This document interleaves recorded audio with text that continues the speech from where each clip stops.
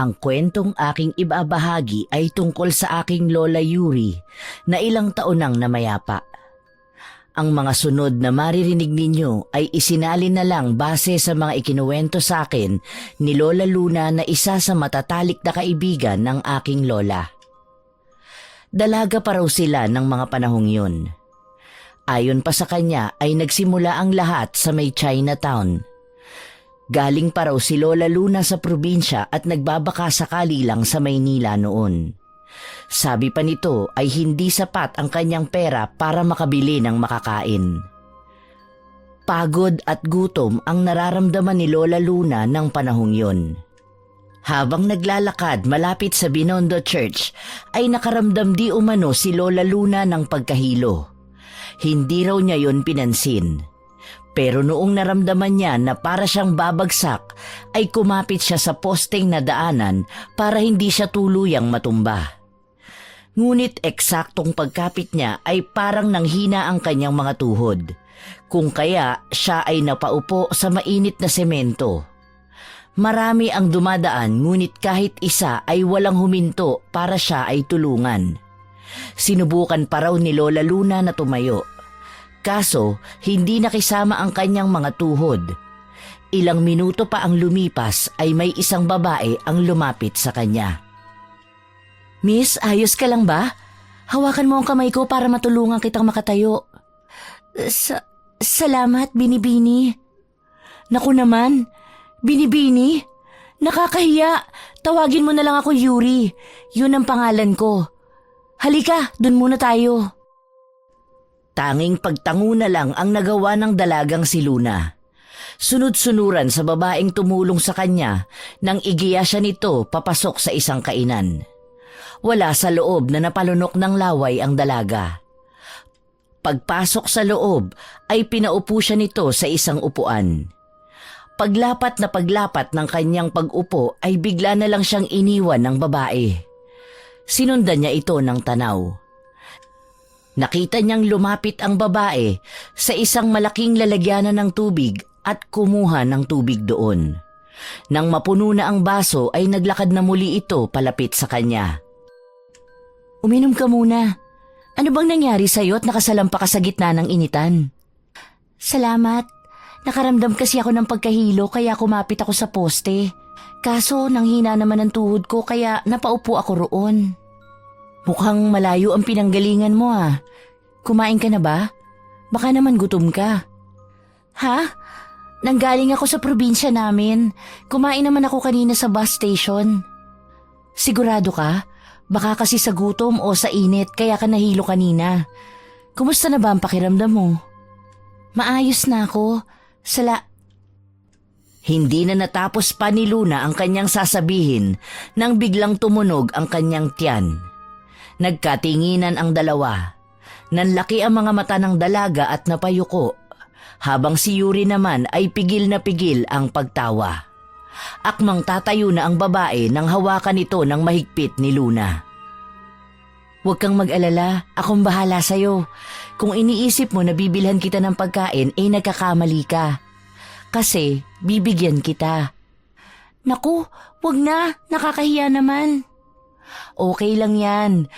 Malakas namang kumita ang karinderya ko eh." "Hindi mo naman ako kilala. Bakit mo ako bibigyan?" "Ay, oo nga pala. Ako si Yuri Kashiwagi. Half Filipino, half Japanese. 29 years old, taga Olongapo City. At ang nag-iisang may-ari ng Saris Karinderya. Ikaw?" Luna Gadaza. 21 years old ako. Tubong Sikihor, kung saan kilala bilang lungga ng mga aswang. Kaya kung ako sa'yo, hindi ako basta-basta magtitiwala kung kani-kanino." Halos hindi na natapos pa ni Luna ang kanyang sinasabi dahil bigla na lang tumayo si Yuri at tinungo ang hilera ng mga ulam. Sinusundan lang ng mga mata ng dalaga ang bawat kilos ng babae. Doon ay biglang may isang planong pumasok sa isipan nito. Inilibot ni Luna ang kanyang paningin sa buong karinderya. May kalakihan yon. May 15 lamesa na parisukat ang naroon na may tig-4 na upuan. May isa ring mahabang lamesa na nakadikit sa pader. Napansin din ito na nag-iisa lang ang babae doon. Isang ngisi ang lumitaw sa kanyang labi dahil sa napansing yon. Nang makita ni Luna na pabalik na sa pwesto niya si Yuri, ay binura niya ang ngising nakapaskil sa kanyang labi at pasimpleng umayos ng pagkakaupo. Pagdating ng babae ay inilapag nito sa harap ng dalaga ang kanyang mga kinuhang pagkain. Ito, tikman mo. Kumain ka muna, tapos mamaya magkwentuhan tayo. Gusto mo ba ng soft drinks? Hindi na, okay na to. Maraming salamat. Hindi malaman ni Luna kung anong klaseng babae ba ang nakatagpo niya. Wala sa loob na napatitig ang dalaga sa pagkaing nakahain sa kanya. Pork chop yun at ginisang gulay. Hindi man ganoon ang natural na kinakain niya ay dahan-dahan ang ginawa niyang pagsubo. Okay naman para sa kanya ang pork chop kahit hindi yun kasing linamnam ng nakasanayan niyang kainin. Kukuha na sana siya ng gulay nang may maamoy siya doong hindi niya gusto kaya napaatras siya. Napansin naman yon ni Yuri. Hindi mo ba gusto ang ganyang gulay? Naku, pasensya ka na ha. Na-excite ako kaya hindi na kita natanong kung ano ba ang gusto mong kainin. Sandali, ikukuha na lang kita ng iba. Hindi na, okay na to. Allergic lang kasi ako sa bawang kaya napaatras ako. Nagpanggap si Luna na sarap sa pagkain kahit pa nga iba ang gusto niyang kainin. Nahihiya kasi ang dalaga sa babaeng nagmamalasakit sa kanya. Isa pa ay kakailanganin niya ang babaeng ito para sa kanyang plano. Nang malapit nang matapos ang dalaga ay sunod-sunod na ang pumapasok para kumain doon. Kung kaya naging abala na si Yuri habang naiwan naman si Luna sa lamesang kinapupwestuhan. Nang maubos na ng dalaga ang kanyang pagkain ay mabilis itong naglakad palapit kay Yuri, bit-bit ang kanyang pinagkainan. Pinapasok naman siya ng babae sa loob ng counter nito at nakisuyo na ilagay na lang yon sa lababong nasa likod ng karinderya. Tumango naman si Luna. Pero bago siya pumunta sa likod ay tinanong niya ang babae kung nasaan ang banyo doon. Paglagpas ng lababo dumiretso ka lang. Pag nakita mo yung pinto sa kanan, yun na ang banyo. Sige, salamat. Mabilis na tinungo ni Luna ang likurang bahagi ng karinderya. Nang makita ang banyo ay lakad-takbo pumasok doon ang dalaga. Dumukwang sa inidoro ang dalaga at isinuka ang lahat ng kanyang kinain. Nang hihina man ay kaagad na tumayo ito at tinungo ang lababong naroroon sa loob ng banyo. Nagmumug ang dalaga para mawala ang pangangasim ng kanyang bibig. Pagharap sa salamin ay muling napangisi ito. Hinaplos-haplos nito ang kanyang pisngi habang titig na titig sa kanyang sariling refleksyon. Animoy gandang-ganda ito sa kanyang nakikita. Ilang segundo din nang ganong ayos ang dalaga bago ito nag-ayos ng kanyang sarili. Nang okay na ay lumabas na ito sa banyo at muling bumalik sa loob ng karinderya. Inabutan niyang dagsa ang mga customer at hindi na magkanda-ugaga si Yuri. At bilang kasama sa plano niya ang mapalapit sa dalaga ay nagpresenta siyang tulungan ito. Labis naman ang pasasalamat sa kanya nito. Si Yuri ang nagtatakal ng ulam at nagsusukli, habang siya naman ay naglalagay ng kanin sa pinggan at nag-aabot ng order sa customer. Ilang oras din na patuloy ang pagdagsa ng mga kumakain doon. Kaya hindi man maamin ni Luna ay nakaramdam siya ng pagod. Pero dahil nga sa kanyang plano ay kailangan niyang mapalapit dito at handa siyang gawin ang lahat para doon. Nang sumapit na ang hapon, ay may mangilan-ngilan na lang ang kumakain doon. Kaya nagkaroon ng dalawa ng pagkakataon na makapagkwentuhan.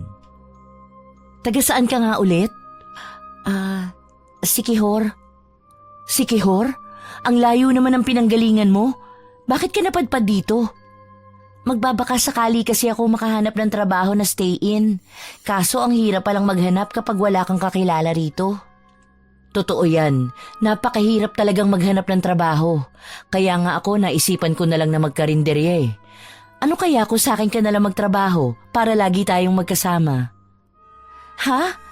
Sigurado ka ba? Hindi ka ba natatakot sa akin? Bakit naman ako matatakot sa'yo? Saka sigurado ako sa alok ko sa'yo. Dumadami na din kasi ang mga suki ko. Tapos malapit na din mag-December. Paniguradong mahihirapan ako mag-isa. Kaso hindi nga lang kalakihan ang kaya kong ipasahod. 50 pesos lang kada araw dahil hindi ko pa kaya ang 89 pesos na minimum wage. Pero libre ang bahay at pagkain. Ano, payag ka? Nakangiti namang tumangu-tangu si Luna. Tumayo pa ito at nagtatalon sa sobrang tuwa. Yumuko ito ng bahagya at mahigpit na niyakap si Yuri. Hanggang sa bitawan nito ang nag-alok sa kanya ng trabaho ay wala pa rin siyang tigil sa pagpapasalamat dito. Hindi naman talaga sa alok nitong trabaho siya masaya, kundi sa katuparan ng kanyang unang hakbang para sa plano niya sa lugar na yon. Nasa ganoong eksena sila nang may 3 lalaking dumating na nakasuot ng long sleeves na polo. Ang 2 naunang pumasok ay magkamukhang magkamukha, habang ang isa naman ay nakasuot pa ng itim na salamin sa mata at mayabang na naglalakad palapit sa isang upuan. At bilang bagong tagasilbi sa karinderya ay naunang tumungo sa likod ng counter si Luna. Kasunod nito ang may-ari na babae. Isa sa magkamukha ang lumapit sa 2 babae. Napansin ng dalagang si Luna na kakaiba ang tingin nito sa babaeng katabi niya. Hi, Miss Beautiful. Namiss mo ba ako? Hay naku, Robbie. Huwag mo sirain ang araw ko. Ano na namang masamang hangin na nagdala sa'yo rito? Grabe ka naman, darling. Ang sakit, ha? Remind ko lang sa'yo na ang kinatitiri ka ng karinderya mo ay pagmamay-ari ng pamilya ko. Hoy, Kupal. Tigil-tigilan mo nga ang best friend ko. Wala ka na naman magawang maganda sa buhay mo. Naku, ako na nagsasabi sa'yo na wala kang pag-asa kay Yuri. Sa yabang mo na yan, negative ka, tol. Kakambal mo kaya ako. Ano man lang na pabanguin mo ako sa kaibigan mo at hindi yung sinisiraan mo pa ako. Bakit? May hindi pa ba nakakaalam na matagal ka ng sira? Lalo na sa best friend ko? Huy, tama na yan. Ano bang order nyo? Pasalamat ka, best friend. 3 pansit canton overload at 3 wonton soup. Anong drinks nyo? Isang iced coffee at 2 coke. Okay, sandali lang ha. Pagkasabi nun ni Yuri ay umalis na ang 2 lalaki sa counter. Inabala na lang ni Luna ang sarili sa pagtulong sa babae na maihanda ang order ng mga ito. Pero muling napalingon ng dalaga sa 2 lalaki nang marinig niyang nagtatalo pa rin ang mga ito. Hila-hila sa kwelyo nang tumawag kay Yuri na best friend ang mahangin na kakambal nito. Napapailing na lang ang dalaga bago bumalik sa paghihiwa ng lechong kawali na ilalagay sa ibabaw ng pansit canton. Habang ang may-ari naman ng karinderya ay nagsasandok na ng pansit canton at wonton soup. Nang matapos na nilang maihanda yon ay inutusan ng babae ang dalaga na siya na ang magdala sa mga binata ng kanilang in-order sapagkat gagawin pa nito ang iced coffee na order ni Rusty.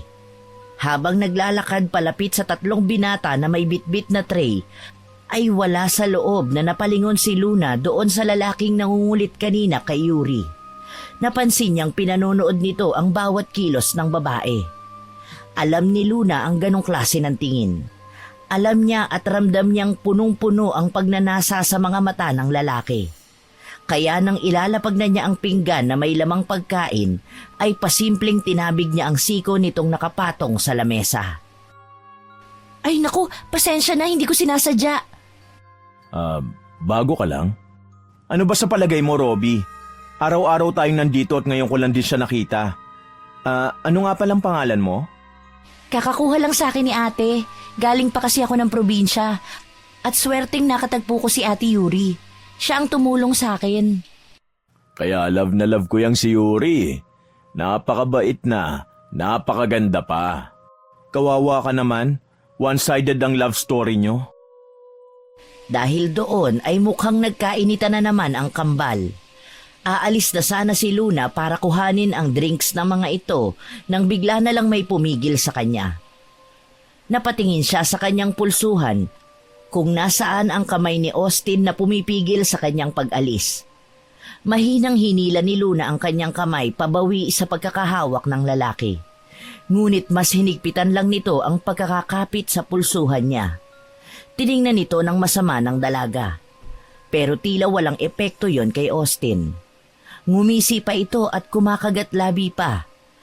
Doon naman biglang dumating si Yuri na dala na ang mga inumin ng mga binata. Heto na mga inumin nyo, Robbie at Rusty. Tigilan nyo na nga yan, para kayo mga bata. At ikaw naman, Austin, bitawan mo nga si Luna. Kabago-bago ng kasama ko, tinatakot nyo na kaagad. Naku, parang awa nyo na ha. Hindi ko kakayanin ang pagpasok ng December nang walang kasama. Si Ate Yuri naman, di ko naman po tinatakot si Miss Gande. Magpapakilala lang po ako. Alam nyo, nakakahiya talaga kayong kasama. Nakakalimutan nyo yata ang kilala ang pamilya natin sa lugar na to bilang mga may pinag-aralan at disente. Wala naman kami masamang ginagawa, Mr. Prim and Proper. Ay nako, kumain na lang kayo at lumayas na dito. Hindi ka na naman sasama gumimik. Nagdududa na ako kung talagang lalaki ka ba o nagpapanggap lang eh. Tumigil na kayo. Kainin nyo na yan at na makapagsara na kami. Luna, halika na. Sumunod naman kaagad si Luna kay Yuri na nagtungo sa loob ng counter. Sinimula nitong iligpit ang iba habang nagbibigay ng panuto sa kanya. Naging sunod-sunuran lang siya sa babae. Umabot din sila ng halos kalahating oras sa pagliligpit ng mga gamit na iuuwi nila sa bahay ni Yuri. Isinilid nila ang mga gamit sa 5 malalaking eco bag at 3 may kalakihang kahon.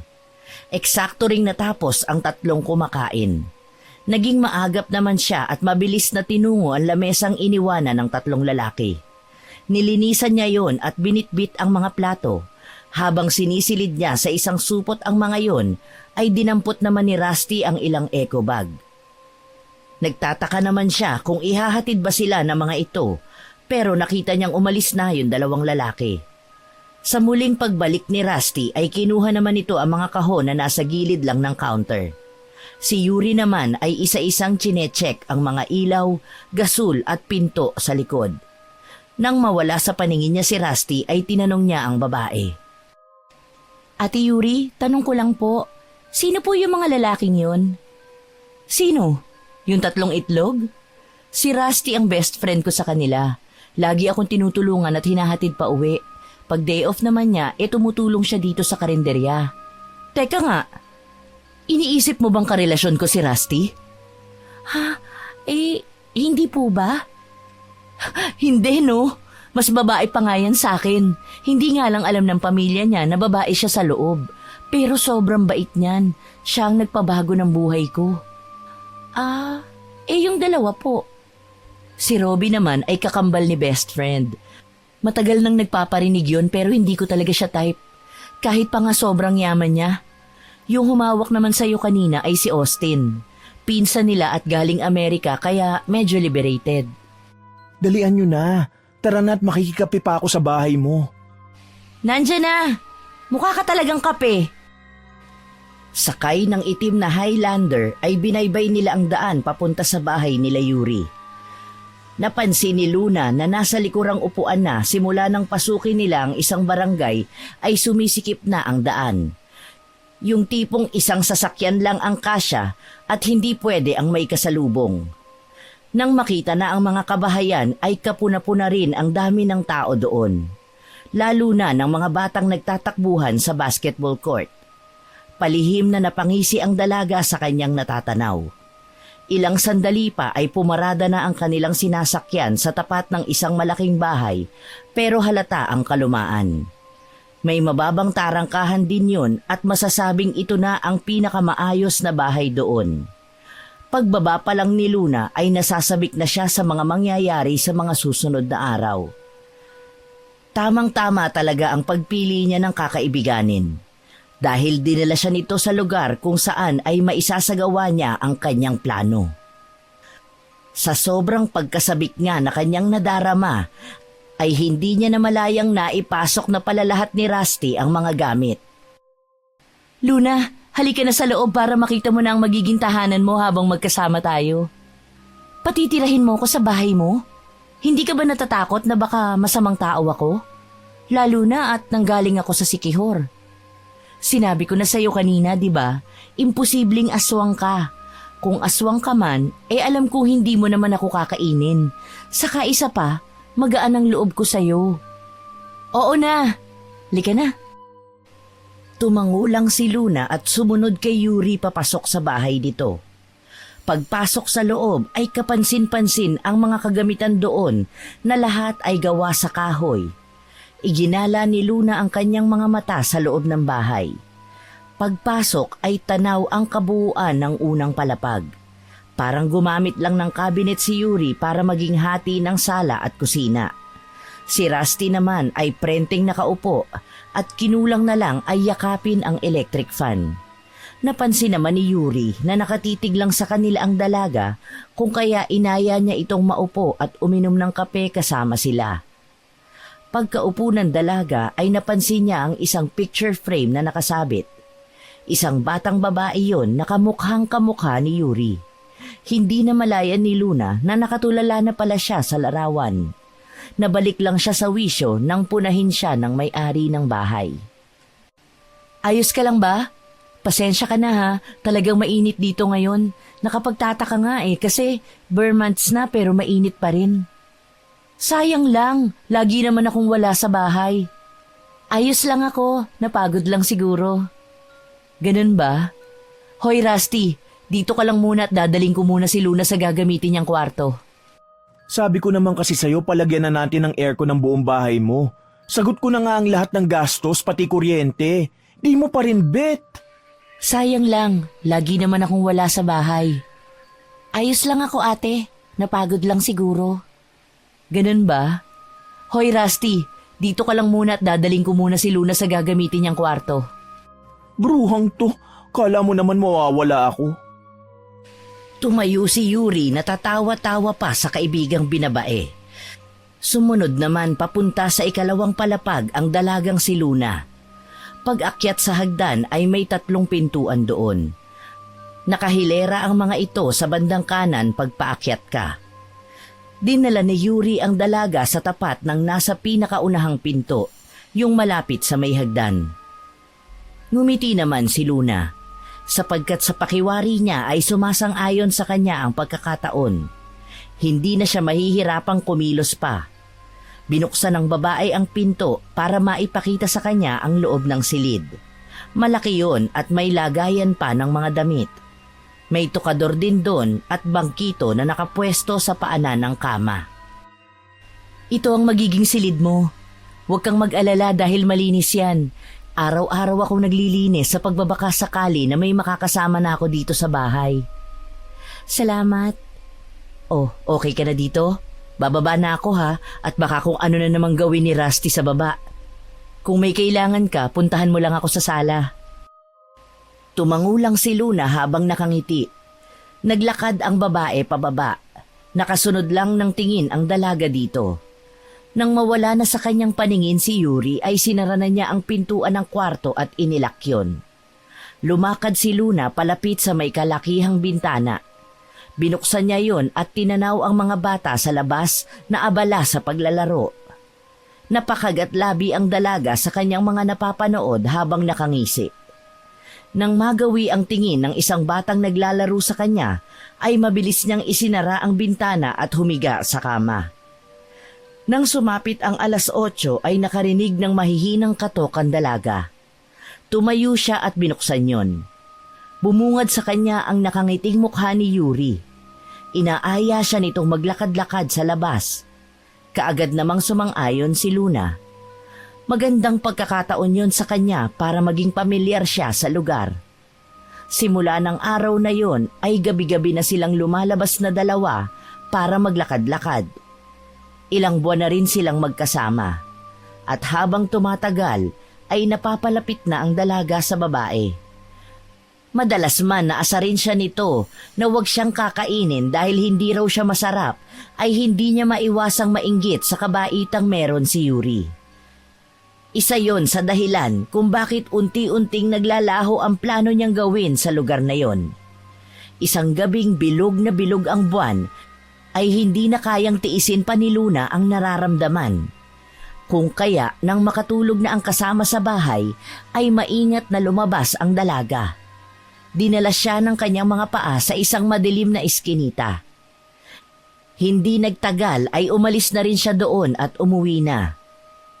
Pagpasok ng bahay ay nilinis niya muna ang kanyang sarili bago pumanhik sa ikalawang palapag.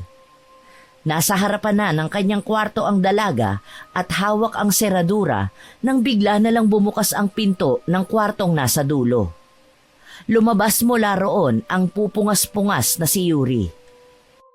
"San ka galing? Madaling araw na." "Nag-CR lang ako, tapos tumambay ako sa court para magpaantok. Hindi kasi ako makatulog eh." Baka epekto yan ng kaping barako na ginawa para sa atin kanina ni Rusty. "Sige na, matulog ka na at maaga tayo mamaya. 7:00 raw nandito na si Rusty para sunduin tayo." "Ikaw rin, matulog ka na. Good night." Nag-flying kiss lang si Yuri kay Luna bago ito muling bumalik sa kanyang silid. Nang tuluyan ng nakapasok ang babae ay doon lang pumasok sa kanyang silid ang dalaga. Tinitigan muna ni Luna ang kanyang refleksyon sa salaming nakalagay sa tokador bago ito humiga sa kama at natulog. Ilang mahihinang tapik sa pisngi ang gumising kay Luna. Dahan-dahan niyang idinilat ang kanyang mga mata. "Good morning. Rise and shine." Ay, sorry. Nalate ako ng gising." "Okay lang yun. Saka maaga pa naman. Ginising lang kita para makapagkape ka muna at makakain ng pandesal bago tayo umalis." Nataranta namang bumangon si Luna at sinuklay ang buhok nang hindi na tinitignan ng itsura sa harap ng salamin. Dali-dali na itong bumaba sapagkat nakakaramdam ng hiya ang dalaga kay Yuri. Araw-araw na lang kasi na ito ang naghahanda ng almusal nila. Patakbong pumunta ang dalaga sa banyo para maghilamos at magmumog. Hindi na nito napansin ang binabaeng nakadekwatro pa ng upo na tumaas ang kilay sa kanyang kinikilos. Paglabas ng banyo ni Luna, magkasama ng nagkakape sina Rusty at Yuri sa sala. May mga bag na rin sa sahig. Babaita, magkape ka na para makabiyahe na tayo. Kukunin ko lang ang bag ko sa taas. Naibaba ko na no, kaya halika na dito at magkape ka na. Ilang oras din ang biyahe natin, baka gutumin ka. Pagkatapos mag-almusal ay nagbiyahe na rin ang tatlo patungong Bulacan. Nasa harapang upuan si Yuri, habang sa likurang upuan naman nakapwesto si Luna. Pumapailan lang sa loob ng sasakyan ang Like a Prayer ni Madonna. Sinasabayan pa yun ng magkaibigan na nasa harapan. Napapangiti na lang si Luna sa likuran dahil akala mo ay nagko-concert ang dalawa at siya ang audience. Hindi na niya namalayang nakatulugan na pala niya ang panonood sa mga kaibigan. Nagising na lang siya nang tapikin siya ni Yuri at sabihin nitong nakarating na sila. Bumaba ang dalagang si Luna at inilibot nito ang kanyang paningin sa buong paligid. Mapuno sa bandang kanan at bukiri naman sa bandang kaliwa. Sariwa ang hanging humahaplos sa kanyang balat. Pakiramdam tuloy ng dalaga ay nagbalik siya sa probinsya. Welcome to our paradise! Sana mag-enjoy kayo sa pagstay dito. Drop it, birthday boy! Nagpapakyut ka na naman kay Luna. Alam mo namang wala kang pag-asa kay Manang Biday. Okay lang, basta kasama ko siya ngayon, masaya na ako. Ikaw, wala ka rin naman pag-asa kay Ate Yuri. Isip bata ka kasi. Kung tinutulungan nyo kaya ako magbuhat ng mga pinamili naming pagkain natin. Tulungan na kita, best friend. No way. Ikaw ang reyna ko kaya hindi ko hayaang magbuhat ka. Hayaan mong mapakinabangan naman ang mga muscles ko. Ate Yuri, Luna ko, sumunod kayo sa akin para makita niyong ipinahanda kong kwarto nyo. Okay lang naman po sa inyo, Ate Yuri, na magkasama kayo sa kwarto, di ba? Mas okay sa akin yun, para mabantayan ko si Luna. Mahirap na, baka kidnapin mo pa eh. Si Ate Yuri naman, birthday na birthday ko eh. Joke lang, masyado ka namang mapagpatol. Pagpasok nila sa silid na pinaghatiran sa kanila ni Austin, ay kaagad na nahiga si Yuri. Tila ngayon lang nito naramdaman ang pagod sa biyahe. Hindi naman talaga nakakapagod ang biyahe, pero sadyang malubak lang ang daan papasok doon. kaya pakiramdam nito ay nabugbog ang kanyang katawan. Maingat na umupo lang si Luna sa gilid ng nakahigang babae. Tumingin siya sa may bintana na isang sliding glass. Pero kumunot ang kanyang noo nang mapansing may rehas yon. Kinakabahan si Luna at plano sanang ipaalam yon kay Yuri. Ngunit paglingon niya sa babae ay nahihimbing na ito sa pagtulog. Kaya humiga na lang siya sa tabi nito nang dilat na dilat ang mata. Ilang oras din na ganoon nang may biglang kumatok ng 3 beses. Tumayo ang dalaga at pinagbuksan ang kumakatok na yon. Nabungaran niya ang binabaeng si Rusty. Nakatodong ngiti pa ito. Girls, 6:00 na and it's time to party. Party? Ay nako, nalula ka na naman. Gisingin mo na si Yuri at hihintayin ko kayo dito para sabay-sabay tayong pumunta sa pool area. Sige. Sandali lang at gigisingin ko na si Ate Yuri. Bumalik si Luna sa tabi ni Yuri at mahinang niyugyug ito habang tinatawag ang pangalan. Pupungas-pungas itong nagtanong kay Luna kung bakit. Sinabi lang niya na sinusundo na sila ni Rusty. Bumangon naman ang babae at walang suklay na itinali ang may kahabaang kulot na buhok. Tumayo ito at nagpaalam muna sa dalawa na magmumumog lang ito at mauna na sila sa pool area.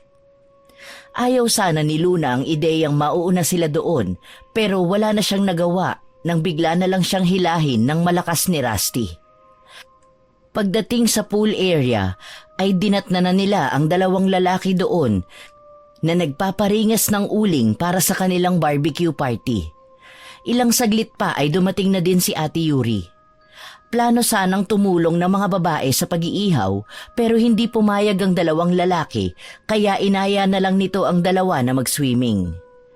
Tumanggi si Luna sa alok nito sapagkat hindi siya komportable. Habang naghaharutan ang 2 sa pool ay lumapit si Austin kay Luna at inabutan nito ng juice. Tinanggap naman yon ng dalaga.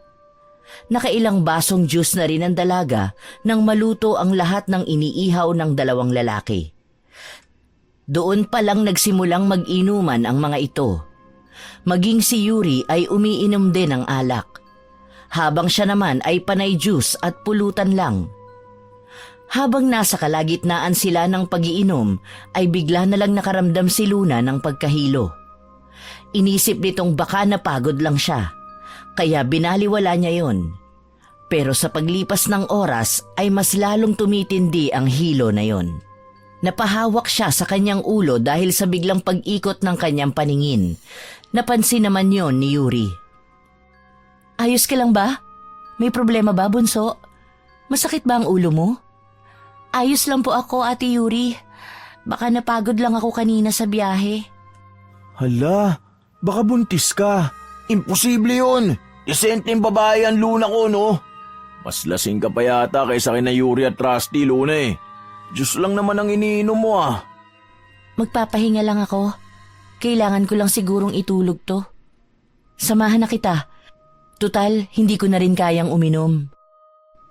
Magkasamang bumalik sa kwarto ang 2. Lingid sa kanilang kaalaman ay may ngising sumibol sa labi ni na Robbie at Austin. Napansin yon ni Rusty at tinanong ang 2 kung ano ba ang nginingisi nila. Nagulat pa ang 2 sa tanong na yon ng binabae. Tanga, hindi ngisi yun. Ganun talaga akong ngumiti kasi sobrang saya ko. Biruin mo kahit binasted ako ni Luna nakasama ko pa rin siya ngayong birthday ko. Ang baduy mo? Kambal, birthday naman ngayon ni Austin. Kaya hayaan na lang natin siya maging masaya. Huwag kang killjoy, bro. Tama na nga yan. Baka mamaya magkainitan na naman kayo Kampay! Itinaas ni Austin ang basong puno pa ng alak. Nagpalitan muna ng masasamang titig ang 2 bago itinaas ang kanilang mga baso at ipinagpatuloy ang kanilang pag-iinom. Dinadaya na nga ng mga ito si Rusty pero mukhang hindi niya yon pansin. Habang sa loob naman ng silid ng mga babae ay tahimik na nakahiga lang ang 2. Si Luna ay nakatulog na pero si Yuri ay hindi mapakali kahit pa nga pakiramdam nito ay lasing na siya. Kung kaya nagdesisyon ang babaeng tumayo para magtimpla ng kape na iinumin bago niya muling subukan ang matulog. Madilim na ang buong bahay paglabas niya ng kwarto. Tanging ang ilaw na lang sa pool area ang nakabukas. Pero madali lang para rito ang makarating sa kusina kaya hindi naging problema ang dilim ng paligid. Nang marating ang kusina ay kaagad na hinanap ng babae ang switch ng ilaw.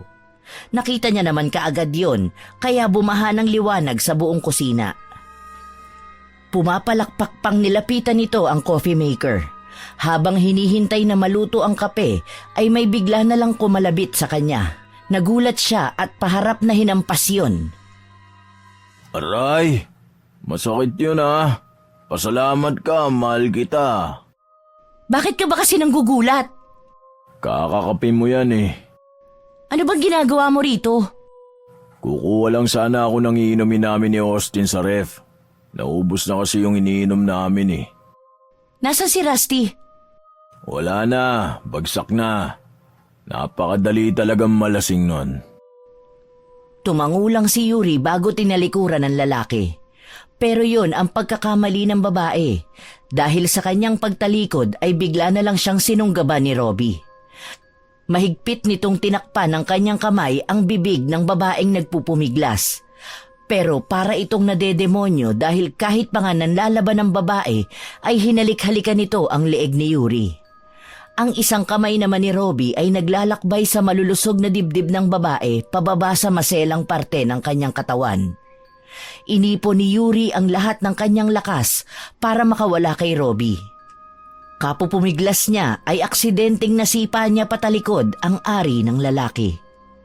Nang lumuwag ang pagkakahawak sa kanya nito ay malakas niyang itinulak ang lalaki bago nagtatakbo papunta sa silid nila ni Luna. Ngunit nang malapit na siya ay may malakas na puwersang bigla na lang siyang hinatak at padabog na isinandal sa dingding na katabi lang ng pinto ng kwarto kung nasaan si Luna. Umaasang magigising ang kasama ay hinampas-hampas ni Yuri ang dingding para makagawa ng ingay. Pero tila nahimbing ng tulog ang dalagang kasama dahil kahit anong ingay ang kanilang gawin ay hindi ito nagigising. Sa sobrang desperasyon ay malakas na sumigaw si Yuri. Luna! Tulungan mo ako! Manahimik ka. Huwag ka na lang kasing pumalag para hindi ka na masaktan pa. Magugustuhan mo din naman to eh. Kaya huwag mo na akong pahirapan. Pwe! Nasusuka ako sa'yo! Pinagkatiwalaan ka namin! Pasensya ka na, babe. Hindi ko na talaga kaya eh. Pinilit kong pigilan, pero hindi ko na talaga kayang paulit-ulit mo kong tanggihan.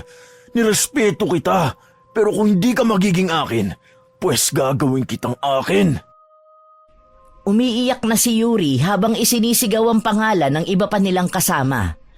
Isang humahangos na binata naman ang biglang dumating. Nagkaroon ng kaunting pag-asa si Yuri nang makita si Austin. Kitang-kita ng babae ang pagkagulat sa mukha ng lalaki. Kaya malakas na sinabi nitong gusto siyang halayin ni Robbie. Napatigil lang sa pagsasalita si Yuri nang bigla na lang ngumisi si Austin. Lumapit ito sa kanilang dalawa at tumapat sa kwarto kung nasaan si Luna. Parang binuhusan ng nagyeyelong tubig ang babae nang mapagtanto niya na magkasabwat ang dalawa. Lahat ng nabuong pag-asa na naramdaman niya kanina'y biglang naglaho. Lalo na sa mga salitang binitiwan ng mga lalaki. Bakit ba dito kayo naglalampungan? Sa loob nyo na ituluyan para makakain na tayo ng panghimagas. Wag! Wag si Luna! Ako na lang! Robbie! Please! No, babe. Akin ka lang at hindi ko gusto may kahati ako sa'yo. Gusto ko ako lang, kaya huwag ka nang umangal. Kasi wala ka rin naman laban sa akin eh. Isa pa, kung inaakala mo matutulungan ka ng best friend mong malansa, kalimutan mo na lang. Napaka-imposibleng magising yun sa lakas ng pagkakabagsak niya sa basement. Demonyo ka! Demonyo kayo! Pumailan lang sa buong resort ang tawanan ng dalawang magpinsan na sina Austin at Robbie. Pakaladkad nilang ipinasok ito sa kwarto at saka malakas na itinulak sa tabi ni Luna. Doon naman na alimpungatan ang dalaga. Sinubukan itong gumalaw pero kahit ano pang pilit niya ay para siyang nalantang gulay. Tanging ang kanyang mga mata lang ang kaya niyang maigalaw. Sa kanyang nanlalabong paningin at pandinig ay naulinigan niya ang mga mahihinang hikbi ni Ate Yuri. Habang sa paanan naman ng kanilang higaan ay nakatayo doon ang dalawang lalaki na isa-isang tinatanggal ang kanilang mga damit. Malabo man ay kilala ng dalaga ang mga kilos at boses ng mga ito. Sinubukan pa ni Luna na magsalita pero panay ungol lang ang lumalabas sa kanyang bibig hanggang sa unti-unti nang lumilinaw ang kanyang pandinig. Dinig na dinig niya ang pagmamakaawa ni Ate Yuri na huwag siyang sasaktan at gagalawin. Habang nagmamakaawa ang babae ay naramdaman ni Luna ang mga kamay na pinupunit ang kanyang suot na damit. Marahas pa nitong isinasagawa ang plano. Tanging pagluha na lang ang nagawa ng dalaga. Lalo na nang ipaling ni Austin ang kanyang mukha paharap kay Ate Yuri. Naghahalo na ang luha, sipon at dugo sa maganda nitong mukha na punong-puno din ng sugat. Dinig na dinig ng dalaga ang pagmamakaawa ng babae na mas lalong nagpatindi sa galit sa kanyang puso. Kababakasan yon ng panghihina. Tama na. Pakiusap. Tama na. Hindi na mabilang nila Luna at Yuri kung ilang beses pa silang paulit-ulit na hinalay ng mga lalaking bangag. Iniwan lang sila sa kwarto na para bang mga basura, kaya tinangka niyang lumapit kay Ate Yuri. Naigagalaw na ng bahagya ni Luna ang kanyang kamay at paa. Pagapang na lumapit siya sa tulalang babae. Sinubukang tumayo ng dalaga pero bumagsak lang siya ulit. Para bang naging lantang gulay ang mga buto niya sa katawan. Kahit anong pilit pa niyang magpalit anyo ay hindi niya magawa. Napasigaw na lang sa pagkabigo ang dalaga nang biglang bumukas ang pinto ng marahas. Iniluwanon ang dugo ang binabae na si Rusty. Napaluhod pa ito nang masaksihan ang nangyari sa kanilang dalawa ni Ate Yuri. Tumigas bigla ang mukha nito at lumapit kay Luna. Binalot siya nito ng kumot at saka ito lumapit sa nakahiga pa ring babae. Umiiyak itong sinusuotan ng damit ang matalik na kaibigan. Kaya mo bang maglakad, Luna? Kailangan natin makaalis dito. Kaya ko. Magbibihis lang ako. Bilisan mo na para hindi nila tayo maabutan. Nang makapagbihis na si Luna, ay binuhat na ni Rusty ang babaeng hanggang ngayon ay tulala pa rin. Dali-dali silang tumakbo, papunta sa sasakyan ni Rusty. Pagkasakay nila ay kaagad na pinaharurot ng binabae ang sasakyan. Nang makarating sila sa isang gas station, ay napansin nila ang isang motel doon. Kaya nagdesisyon si Rusty na mag-check-in muna sila sapagkat nakakaramdam ito ng hilo dahil sa patuloy na pag-agos ng dugo sa kanyang ulo. Bakit dito? Hindi ba dapat ay sa ospital?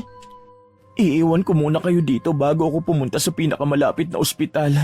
Kailangan nyo magpahinga. Pero... Kaya ko ang sarili ko. Nakikiusap ako sa iyo, Luna.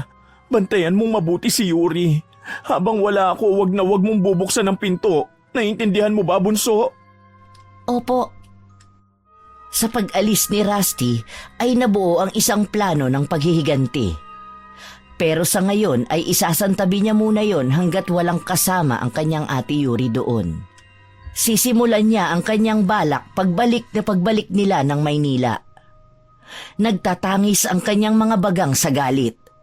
Lalo na sa tuwing mapapatingin siya sa itsura ni Ate Yuri na parang tinakasan na ng katinuan. Kinaumagahan ay bumalik na si Rusty na may benda sa kanyang ulo. Sinundo lang nito ang mga babae para makabalik na sila ng Maynila. Ilang oras lang ang biniyahe nila bago sila nakarating sa bahay ni ate.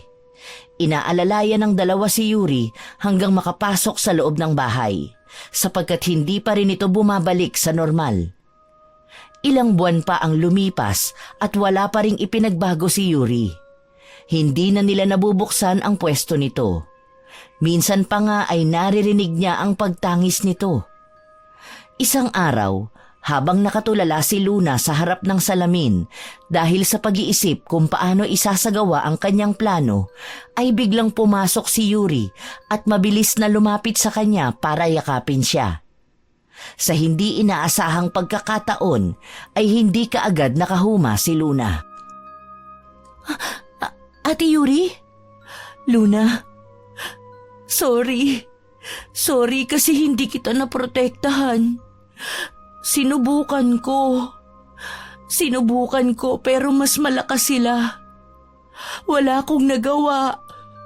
Alam kong hindi mo ko hahayaang mapahamak, Ate Yuri. Hindi mo kailangang humingi ng tawad. Huwag ka pong mag-alala. Ako na ang bahala sa lahat. Pilit ang ngiting humiwalay si Luna sa pagkakayakap ni Yuri. Kaba at takot ang nararamdaman ng dalaga ng mga oras na yon. Lalo na nang dahan-dahang pumipihit paharap sa salamin ang ulo ng babae. Kung kaya bago pa man ito makita ang kanyang refleksyon, ay inaya na lang niya ito sa sala para magmerienda. Tinawagan na din niya kanina si Rusty tungkol sa kinaroroonan ng dalawang demonyong bumaboy sa kanila. Pero hanggang ngayon ay wala pa ring nakakaalam sa kinaroroonan ng mga ito. Yon ang dahilan kung bakit siya nakatulala kanina sa harapan ng salamin. Sabay na bumaba sina Yuri at Luna.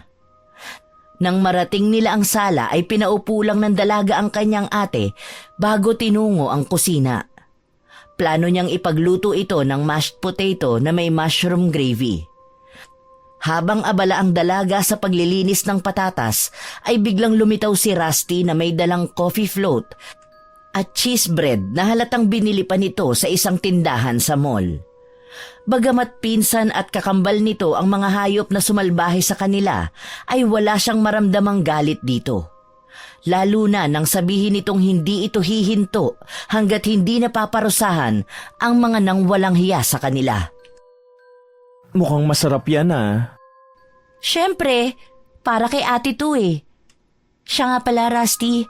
Salamat sa lahat ng tulong mo sa amin, ha? Lukaret, ako nga dapat magpasalamat sa'yo kasi hindi mo iniiwan ang best friend ko. Alam mo naman kung gaano ako kabisi sa kumpanya ni na Daddy.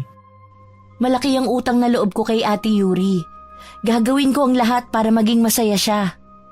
Ay nako, tigilan na nga natin tong drama. Baka masira ang makeup ko. Wala kang make-up. Malamang gutom lang yan. Sige na, balikan mo na si Ate Yuri.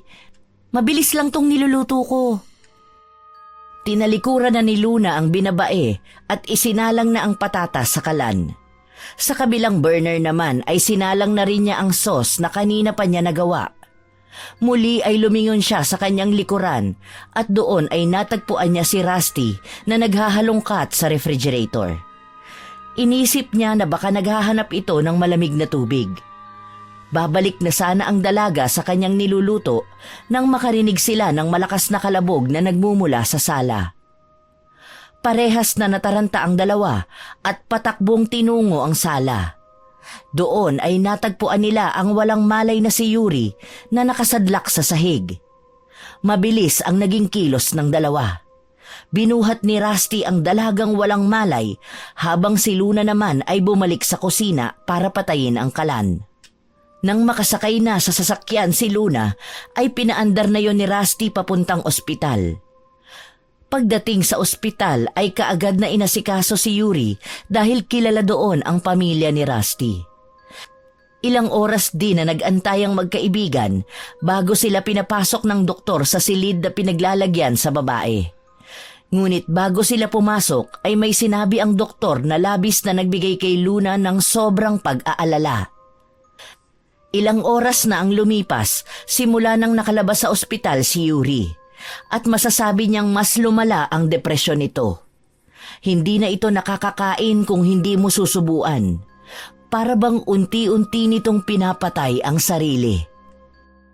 Wala pa rin bang gana si Yuri? Wala talaga eh. Oo nga pala, ano pala yung sinasabi mong importanteng impormasyong nakuha mo? Alam na namin kung saan nagtatago si Austin. Talaga? Saan? Sa Pateros. Nakita siya sa sabungan ng kakilala ni Daddy.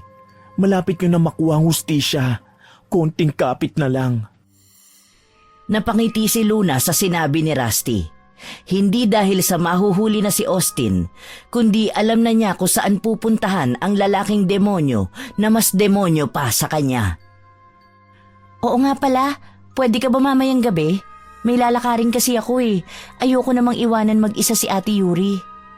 Bakit? Saan ang gala mo? May bibilin lang ako sa night market. Okay, basta mag-iingat ka ha. Pagsapit ng 7:00 ay lumabas na si Luna. Bit-bit ang may kaliitang bag na naglalaman ng kanyang gagamitin para mamaya. 3 sakay pa ng jeep ang ginawa ng dalaga bago narating ang sabungan ng Pateros. Doon niya aabangan si Austin. Ilang oras ding nakatayo si Luna sa tapat ng sabungan nang maamoy niya si Austin. Hinanap niya ang pinanggagalingan nun. At nang makita niya ito ay kaagad na sinundan niya ang naglalakad na lalaki. Ilang kanto rin ang layo sa sabungan nang magdesisyon si Luna na tawagin ang lalaki at saka ito nilapitan at niyakap. Austin! Luna! My loves! Bakit hindi mo ako hinanap? Alam mo bang hinahanap-hanap kita? Talaga? Siguro nasarapan ka sa ginawa ko, no? Na-miss mo ba ako at ang alaga ko? Sa'yo ko lang naramdaman ang ganong pakiramdam. Hinahanap-hanap ng katawan ko ang mga haplos mo. At tungkol dun sa ginawa mo, parang gusto kong ulitin natin. Ha? Talaga? Halika, pasok ka. Sa loob na natin pag-usapan yan, Na-miss talaga kita, my loves. Yan ba ang bahay nyo? Wala ka bang kasama dyan? Oo, bahay ko to at wala akong kasama. Kaya masosolo natin ang buong bahay. Hinatak ni Austin si Luna papasok. Lingid sa kaalaman ng lalaki ay nahulog na ito sa bitag ng dalagang ngising-ngisi. Nang makapasok na sila sa bahay ay kaagad na hinalikan ni Austin si Luna sa kanyang mga labi. Gumanti rin naman ng mainit na halik ang dalaga. Nang kapwa na sila hinihingal ay lumayo muna si Austin at sinabing maghahanda muna siya ng kanilang kakainin para may lakas sila sa bakbakan mamaya. Biniro pa ito ng dalaga at sinabing kumain siya ng marami dahil uubusin niya ang lakas nito. Tatawa-tawa pa ang lalaki habang naglalakad papuntang kusina. Patawad, Ate Yuri, pero itong hustisya para sa akin. Ilang sandali pa ay may bitbit ng pagkaing fried chicken at kanin si Austin. Pinagsaluhan nila yon, pero hindi masyadong kumain si Luna. Nang maubos na nila ang pagkain ay nagpaalam si Austin na maninigarilyo lang sandali sa labas. Tumangulang ang dalaga. Pagkalabas ni Austin ay inilabas na ni Luna ang posas na binili niya sa night market. Hinubad niya ang kanyang suot na blusa at paldang mahaba.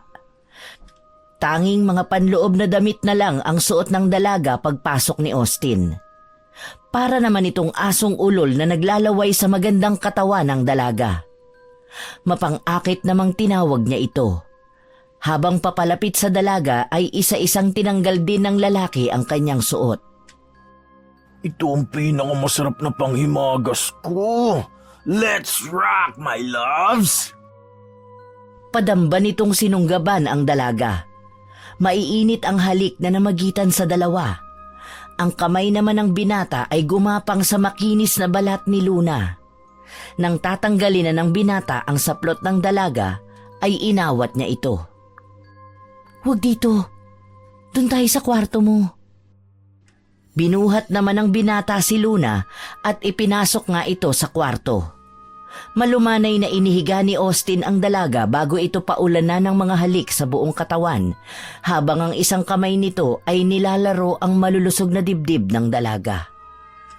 Nang maglakbay ang kamay ng lalaki papunta sa pagkababae ni Luna, ay bigla itong itinulak ng dalaga pahiga at saka siya pumatong. Nagkapalit sila ng pwesto. Napangisi naman ang lalaki sa pinapakitang agresyon ng babae. Hinalikan siya ng babae bago nito itinaas ang kamay ni Austin at kinabit ang isa sa 2 posas na daladala niya. Ang nakapikit na mata ng lalaki ay biglang dumilat. Pagkatapos nun ay ang isa namang kamay ng lalaki. Umalis si Luna sa ibabaw ni Austin. Napaangat ang ulo ng lalaki dahil doon. Relax. Alam kong magugustuhan mo ito. Ngayon ko lang nalaman ng wild pa lang my loves ko. Sisiguraduhin kong mararating mo ang langit. Mapang-akit na itinaas ni Luna ang panyong pangpiring na dala niya at itinakip yon sa mga mata ng lalaki. Mas lalo namang nanabik si Austin nang maramdaman niyang hinuhubad na ni Luna ang kanyang briefs. Halos tumirik ang mata ng lalaki nang maramdaman niya ang labi ng dalaga sa kanyang naghuhumindig na pagkalalaki. Masarap ba? Oh, yeah. My loves. Yes. Yes, ang galing mo. Sige po. Mas lalo namang ginanahan ng lalaki nang isubo ng buo ng dalaga ang kanyang pagkalalaki. Pero panandalian lang yon dahil kakaibang sakit ang naramdaman niya nang bigla na lang yung kagatin ni Luna. Halos mamilipit si Austin sa sobrang sakit ng kanyang ari. Masarap ba? Tarantado ka! Ano ginawa mo? Putya, ang sakit! Kulang pa yan. Nagsisimula pa lang tayo. Isang malakas na atungal ng hayop ang maririnig sa loob ng kwartong kinalalagyan ng dalawa. Takot naman na nagtatanong si Austin kung ano ang naririnig na yon. Pero tanging mga angil ng mabangis na hayop lang ang naririnig nitong sagot. Kinabahan ang lalaki, kaya pilit nitong hinihila ang kanyang mga kamay na nakaposas sa headboard ng kama. Panay-mura na lang ang lumalabas sa bibig ni Austin nang biglang tanggalin ni Luna ang takip sa mata nito. Halos magkulay suka ito nang makita ang dugoang bibig ni Luna habang may nginunguya ito. Wala sa loob na napatingin ang lalaki sa kanyang sandata. Halos panawan siya ng ulirat nang makitang may sumisirit na dugo sa pagitan ng kanyang mga hita. Bago muling lumingon kay Luna na ngayon ay magulo na ang buhok at may mahahaba ng kuko at pangil. Kulubot na rin ang kaninang makinis nitong balat. Mapait ang laman mo! Pwe! Ihanda mo na ang sarili mo dahil ako ang magdadala sa iyo sa impyerno! Doon! Doon ka na babagay! Ah! Halimaw!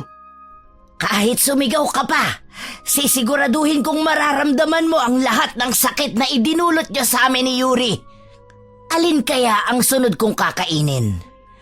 Alam ko na. Ano kaya kung unahin natin ang mga kamay mo? Tutal, masyadong makasalanan ang mga kamay na yan. Dahan-dahan ngang kinagat ni Luna ang daliri nito. Wala naman ibang magawa si Austin kundi ang humiyaw sa sobrang sakit ng pagkapunit ng kanyang kalamnan. Ilang oras pa ang lumipas at naubos na ni Luna ang dalawang kamay ni Austin. Tulalang umiiyak na lang si Austin dahil namaos na ito sa kakasigaw. Nanghihina na rin ito at namumutla na. Sinampal ni Luna ang lalaki saka kinutkot ang balat nito sa mukha. Nagkikisay ang lalaki sa sobrang sakit na nararamdaman nito. Hindi pa nakontento si Luna. Hiniwa-hiwa nito ang laman sa hita ng lalaki sa pamamagitan ng kuko nito. Ilang minuto pa ang lumipas ay wala nang maramdamang reaksyon ang dalaga sa lalaking halos kalahati na lang ng katawan nito ang may laman.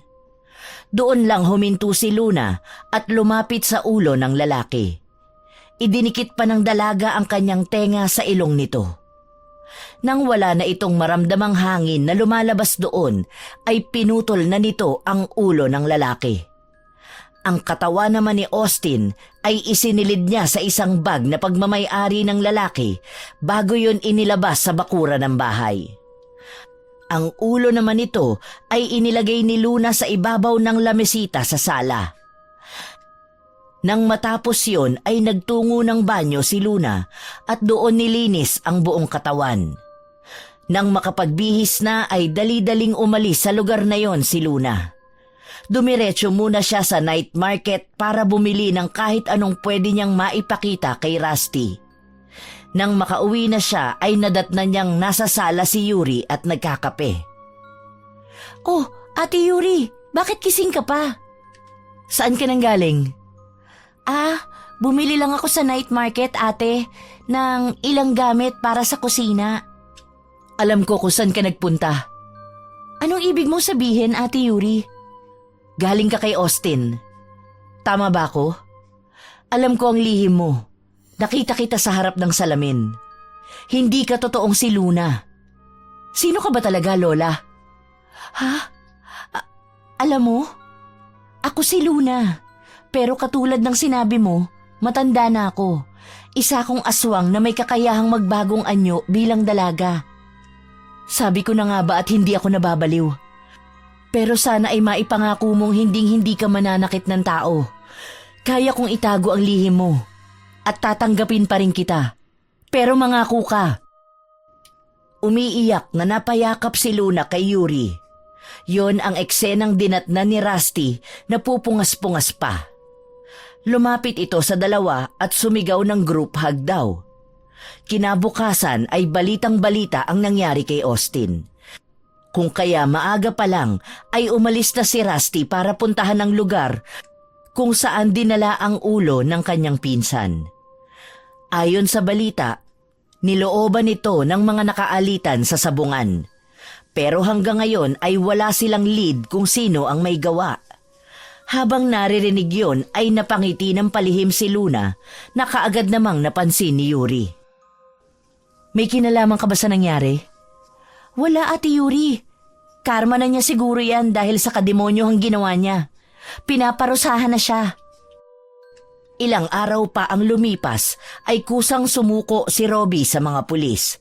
Para itong nabaliw dahil wala itong ibang sinabi kundi halimaw daw ang pumatay sa pinsan niya. At sina Yuri at Luna ang pinagbibintangan nito. Dahil doon ay dinala ito sa isang mental institution. Dahil nga kilala ang pamilya nito ay kumalat ang chismis na halimaw daw sina Yuri at Luna. Hindi maganda ang naging epekto nun kay Yuri. Mas lalo itong binalot ng depresyon. Isang araw ay nakita na lang nila Rusty at Luna si Yuri na sinusuntok ang sariling tiyan nito. Halos hindi na matulog ang dalawa sa pagbabantay sa babae. Nang makakuha ng pagkakataon si Luna, ay dinalaw nito si Robbie sa mental hospital. Gabi yon at nasa loob lang ng kanyang selda si Robbie. Nakarinig ito ng malalakas na yabag ng paa na nagmumula sa madilim na parte ng hallway. Hindi nagtagal ay isang pares na mga paa ang nakita ng lalaki na nakatayo sa kanyang harapan. Pagtingala niya ay nakita niya si Luna na magulo ang buhok at naglalaway pa. Halimaw! Halimaw! Nagsisigaw si Robbie kung kaya nakatawag yun ng pansin sa mga nurse na naroon. Mabilis namang tumalilis si Luna. May ngiting bumalik sa bahay si Luna. Pero nagulat siya nang madatnan doon si Rusty na umiiyak. Nilapitan niya ito at tinanong kung ano ang nangyari. Niyakap siya nito bago nagsalita. Si Ate Yuri mo. Iniwan niya na tayo. "Ate Yuri? Anong nangyari? Paanong iniwan tayo? Umuwi sa probinsya nila?" Hindi. Patay na siya. Dinatnan ko siyang nakabulagta sa kusina. Bumubula ang kanyang bibig. Uminom siya ng insecticide. Nagmadali akong pumunta dito kasi tumawag siya sa akin. Sabi niya hindi niya napapayagang mabuhay ang bata sa sinapupunan niya para mawala ng anak ng demonyo. Akala ko nung una nagtatangka lang siya magpalaglag. Pero hindi ko inakalang ganito. Hindi! Hindi totoo yan! Hindi magagawa yun ni Ate Yuri! Panay iyak na lang ang nagawa ng dalawa. Magkayakap at nagdadamayan. Pero iba ang isip ni Luna. Ang galit na nararamdaman niya noon kila Robbie ay mas nadagdagan pa. Isang plano na naman ang nabuo sa kanyang isip. Pero sa ngayon ay kailangan niya munang asikasuhin ang kanyang ate Yuri. Nagdadalamhati man ay magkasamang nag-asikaso ang dalawa para sa burol ni Yuri. Tinawagan na din ng binabae ang pamilya ng matalik na kaibigan. Pero dahil sa may sakit na ang mga magulang ng babae, ay walang makakapunta sa mga ito. Kaya nag-usap na lang sina Rusty at Luna na dadalhin na lang ng binabae ang abo ni Yuri sa kanyang pamilya. Habang si Luna naman ang bahala sa negosyong naiwan ito. Napagkasunduan nilang ipagpapatuloy ang karinderya ng babae at magpapadala na lamang sa pamilya nito. Lalo na at may maliit pa pala itong anak na babae. Ilang araw lang din nilang binurol si Yuri bago nila ito pinakremate. Kung kaya, naiwan na namang mag-isa si Luna. Naghahanda para sa paghihiganti sa lalaking naging dahilan ng pagpapakamatay ng kanyang ate Yuri. Isang madaling araw ay nagpuntang muli si Luna sa mental hospital. Sa muling pagdalaw nito ay hindi na siya nagbagong anyo para hindi matakot si Robbie. Dinatnan niya itong nakatalikod kaya hindi siya kaagad nakita nito. Robbie! Robbie! Luna? Anong... paanong... Huwag ka na magtanong. Kailangan mo makatakas dito. Kailangan ka ni Ate Yuri. Kailangan ka nila ng iyong magiging anak. Anak? Si Yuri? Oo, magkakaanak na kayo ni Ate Yuri. Kaya kailangan mo makalabas ngayon din para mabuo na ang pamilya nyo. Ikaw, si Ate Yuri at si Baby. Paano ako makakalabas dito? Napakahigpit nila. Ako ang bahala. Gamit ang susing kinuha ni Luna sa isang nurse na kanyang pinatay, ay binuksan niya ang selda ni Robbie. Para namang batang nagtatalon sa tuwa ang lalaki. Inawat lang ito ni Luna at sinabihang huwag maingay para hindi sila mahuli. Halos 1 oras din bago sila nakalabas sa malaking ospital. Magkasamang nagtatakbo ang dalawa sa mapunong bahagi ng lugar na yon. Nang makaramdam ng pagod si Robbie ay panandalian itong huminto. Malayo pa ba? Pagod na ako eh. Malayo pa tayo. Pag huminto tayo, paniguradong hindi na natin maaabutan si Ate Yuri. Wala namang nagawa si Robbie kundi ang tumuloy sa pagtakbo kasama ni Luna. Nang makarating sila sa isang talon ay sinabi ni Luna na magpahinga muna sila. Sumang-ayon naman si Robbie. Umupo ito sa tabi ng isang punong malapit sa talon. Pasipol-sipol pa nga ang lalaki. Lingid sa kanyang kaalaman ay naghihintay lang ng kabilugan ng buwan ang dalagang kasama niya. Ilang oras pa lang silang naroon nang makaidlip si Robbie.